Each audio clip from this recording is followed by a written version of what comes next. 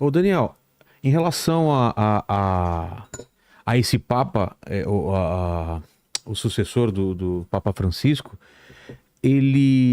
a gente tem nessa corrida aí, a gente tem alguns favoritos, porque eu escuto muito de um Papa, de um cardeal filipino, tem o Sará também, né, que é o Papa africano, acho que é ele, Tem, né, tem, tem, tem também o Pietro Parolin, né? Que é que são é, três italianos. ah, São três italianos, tem um americano também, tem um filipino, você tem um que está lá em Israel, né? Que ele é o líder tanto de Jordânia, quanto Palestina, quanto Chipre e Israel. Quer dizer, existem alguns, eu tenho o nome desses todos aqui, mas é aquilo, se as profecias no caso de São Malaquias e também essa visão do do Apocalipse, essa Apocalipse leitura. 17, teria que ser um papa italiano, né? É.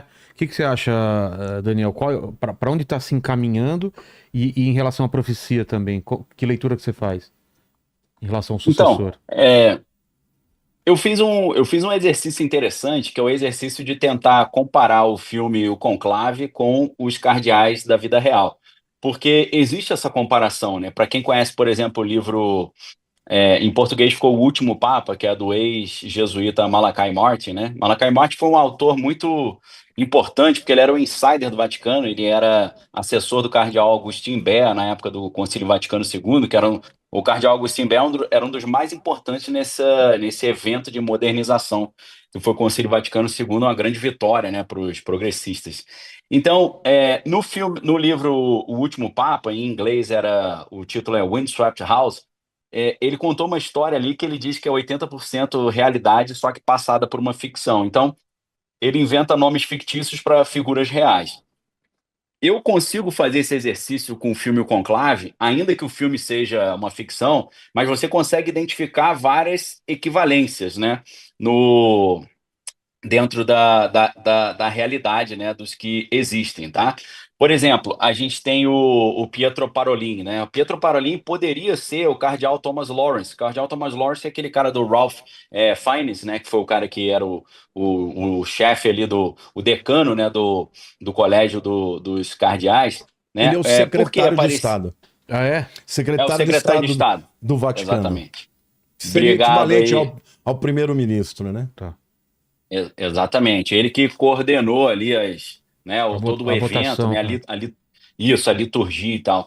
Então, assim, o Parolin, assim como o Lawrence no filme, ele é um moderado, né? Com papel central na organização ali do conclave, porque Parolin é o cara que vai comandar o conclave na vida real, né? Então, tem uma direta equivalência. Se no filme um cara chamado fictício, Cardeal Thomas Lawrence, comandou, na vida real, o Pietro Parolin que vai comandar, tá? Então, assim, o Pietro Parolin é um candidato também, assim como no filme o Cardeal Thomas Lawrence também era um candidato e recebeu alguns votos, né? A gente no filme tinha aquele cardeal Joshua ADM, né? E alguns acham que ele poderia ser um equivalente na vida real com o Robert Bessungo, né? Que também está disputando aí.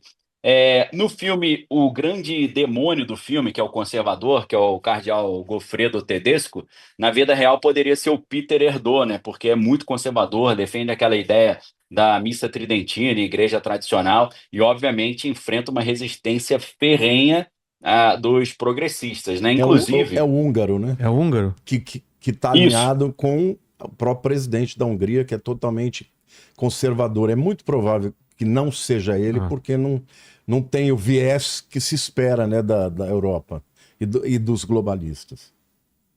exatamente. E aí tem uma curiosidade que talvez algumas pessoas não saibam, porque, se eu não estou enganado, em 2005 foi a eleição que escolheu o Bento XVI. Eles já queriam, o grupo, né, da máfia de Saint-Gallen, ou os progressistas, já queriam entronizar o Papa Francisco. Mas, como eu falei, ele tinha ali algumas capivaras ainda para resolver. E aí, o grande objetivo deles não era nem, nosso sonho é escolher o Papa Francisco. O grande objetivo era impedir o Peter Erdo, que é esse ultraconservador, de vencer. Então, o Ah. maior objetivo desses grupos no Vaticano não é nem colocar o ideal, é impedir esse cara conservador de chegar ao poder. Só que aí, na época, o que eles fizeram? Como o nome do Jorge Mário Bergoglio, que virou Papa Francisco, não conseguiu. ascender muito, porque ele mesmo falou, não quero, né? Na época o Papa Francisco falou, ó, melhor não botar meu nome não, que eu ainda estou resolvendo os probleminha, isso vai trazer problema para mim e para vocês. Então ele falou, tô fora. E aí esse grupo escolheu o Bento XVI, que o Bento XVI foi tipo assim, um menos pior para eles, mas o grande objetivo seria evitar o Peter Erdogan de chegar ao poder, assim como no filme a gente viu o cardeal Goffredo Tedesco, que é aquele ultra conservador, né? E a gente tem também o cardeal da vida real, né, o Pier Battista Pizzaballa, né, que no filme poderia ser o Vincent Benítez, né, que é esse... É chato, ô Vilela, pode dar spoiler do filme, falar como é que Pode termina sim, lá? pode sim. Já tem um tempinho o filme também, né? Quem não viu deu mole, né? Então, o cardeal Vincent Benítez é esse cara que ninguém conhecia no filme, que ele chega É. do nada e todo mundo fala: Não, mas você não é cardeal, não te conheço. Aí eles levantam os documentos e descobrem que o Papa que faleceu, o filme não dá o nome, claro, para não deixar evidente que está falando do Francisco. E aí eles falam que ele foi escolhido secretamente, ou seja, eles chamam isso na doutrina católica in pectore, né? Então, o Vincent Benítez ele pode ser o Pier Battista Pizzaballa. Por quê? Os dois são outsiders, tá? Com perfis assim mais humildes, mais reformistas e tal, e surge como uma surpresa, né? Agora, tem muita gente que acha que o cardeal Vincent Benítez, que é o outsider que vence, pode ser o Luiz Antônio Tagle, né? Porque o Luiz Antônio Tagle, o cardeal da vida real, ele é asiático, ele é mais jovem, tá? E ele é um cara ali que seria uma oxigenação, seria ali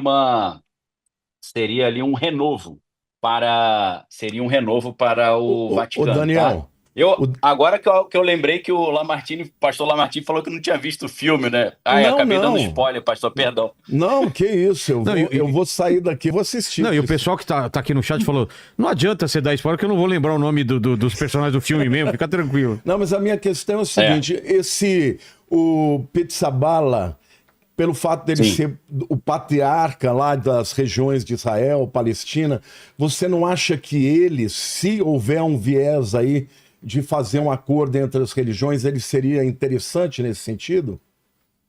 100%, pastor, muito obrigado, tá? Por quê? Inclusive, o Pizzaballa, ele disse que ele quer tornar Jerusalém uma casa comum para todos os povos, ou É, seja, fomentar o exatamente. O entendeu? ecumenismo. Fomentar o ecumenismo, a religião global, que parece que vai ser a grande missão do novo Papa. A grande missão do novo Papa será reunir todas as religiões numa única, criando isso que a Bíblia já falava, né, sobre essa padronização de um governo global com uma única religião, uma única moeda e tal. Então, Não, e hoje é, o grande conflito do mundo é o conflito de Israel-Palestina, É. Israel-Hamas.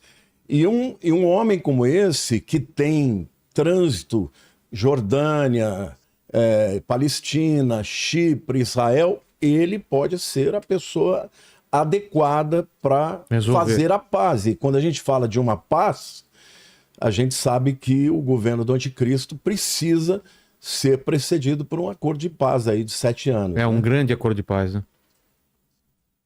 Então, saiu até uma matéria agora no site Vatican News, né? A galera consegue ler em português, porque tem versão em português, né?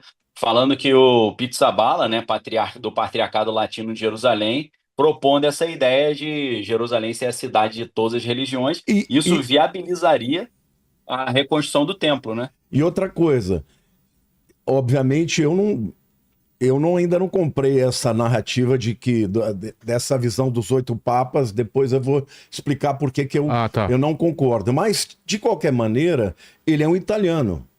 Embora ele não se chame Pietro, ele pode escolher. Ele não tem o nome de batismo de Pedro, mas ele pode escolher o nome de Pedro para o papado dele, né? Caso ele seja eleito. Pois Então, é. aqui fica uma interrogação, né, Daniel? Exatamente. Então, tem muito tempo que não tem um Papa italiano, existe um clamor para que isso aconteça. A gente teve, por exemplo, vamos analisar os últimos aqui. Francisco, descendente de italiano, Bergoglio, porém argentino. Primeiro Papa argentino, primeiro jesuíta. Antes dele, a gente teve Josef Ratzinger, alemão. Alemão. Antes do Ratzinger, tivemos Karol Wojtyła, que é o polonês João Paulo Polonês. II. Então, A galera tá cobrando, pô, cadê o italiano, Então, como a profecia de São Malaquias diz que o último papa será o Petrus Romanus, né? Tem até um livro interessante sobre isso, chamado Petrus Romanus, do Thomas Horn e o Chris Putnam, fica de dica para quem quiser estudar. A gente fica assim, caramba, apesar de que o nome dele é como se fosse Pedro Batista, né? Pier Batista, né? Pizzaballa. Ele já tem um Pier ali no meio do negócio, né? Será que é isso? Não sei. É tudo altamente especulativo, né? Parece muita viagem na maionese. Mas eu sempre digo, não adianta a gente se estressar. Ah, Nostradamus vai acertar. São Malaquias vai acertar. É só aguardar. Vamos aguardar um pouquinho aí, vamos ver o que vai acontecer. O tempo vai dizer se isso tudo é lorota ou se tinha fundo de verdade. Pois é. Eu acho muito boa a colocação dele. Primeiro, porque o São Malaquias, ele na verdade, ele faz uma profecia de 113 papas, onde cada um deles tem um pequeno verseto em latim, onde é definido o tipo de personalidade, qual a circunstância que ele viveria, e que o último papa, o 113º, o Petrus Romanus, ele governaria num tempo de grande tribulação.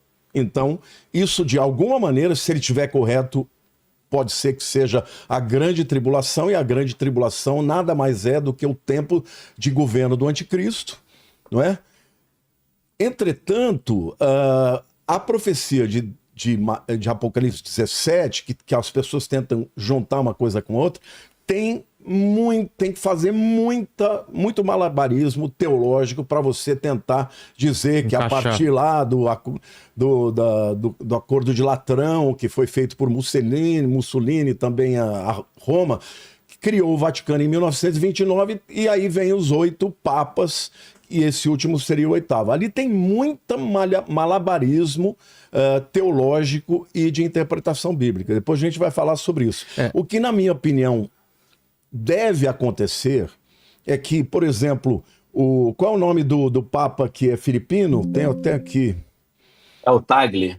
Eu não vejo muito como ele pode se encaixar dentro de uma narrativa profética. Tá? Eu não vejo. Do ponto de vista geopolítico, tudo bem, porque é uma forma da igreja querer ganhar proeminência na Ásia. Né? Nunca houve assim. Mas, na minha opinião, pelo próprio clamor do povo italiano, eu acho que deve ser um dos 3. E tem o Papa africano também, né? Então, com o mesmo objetivo, de ganhar a proeminência. Mas se nós estamos caminhando, vamos dizer assim, para os momentos derradeiros da história, eu acho que não faria muito sentido que não fosse um Papa italiano.